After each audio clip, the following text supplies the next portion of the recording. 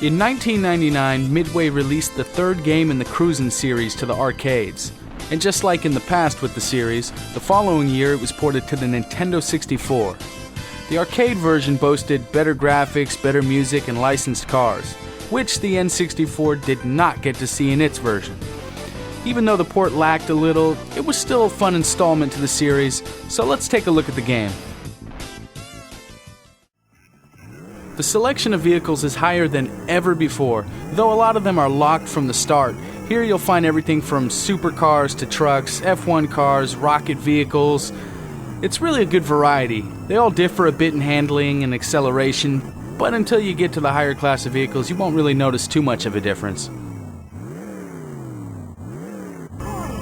Exotica is just like Cruis'n games of the past. It's a simplistic arcade racer. You're not going to find a lot of modes of play or in-depth seasons, but they did step up the game modes a bit.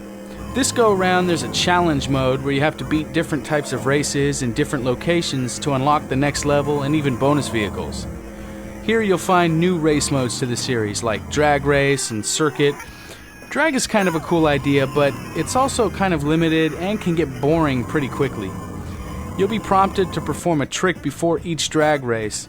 These are just little button combination memory games that hop your car around. And if you do the trick correctly and win the race, you'll be rewarded with nitros that you can use within other race types. I guess it's pretty cool that they finally added something new to the Cruis'n experience, but it just doesn't offer that much.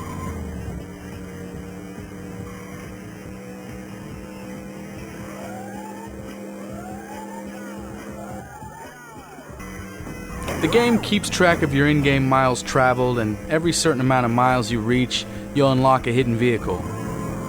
And we all know by now the Cruis'n games are far from realistic, but this time they took it to the next level, literally. I mean, you can race on Mars, through the Amazon with dinosaurs, and even take to the ocean floors through the city of Atlantis. The levels look good, but they get really repetitive and are extremely cluttered feeling. To say this game is a chaotic, fast-paced racer would be an understatement. There's a lot going on between your opponents, civilian traffic, and all the other distractions and obstacles.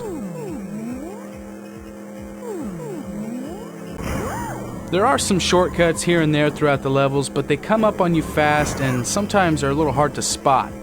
It's hard to tell where you can actually go off the narrow track and where you can't. I mean, I've found plenty of shortcuts by accident. The graphics haven't really received any upgrades since the first Cruis'n hit the 64 back in '96. Everything looks the same. I mean, they all play the same too. Other than a few minor additions, these games don't differ much at all. You still turn on a dime, the double tap gas wheelie is still there. It's just the same game dressed up differently.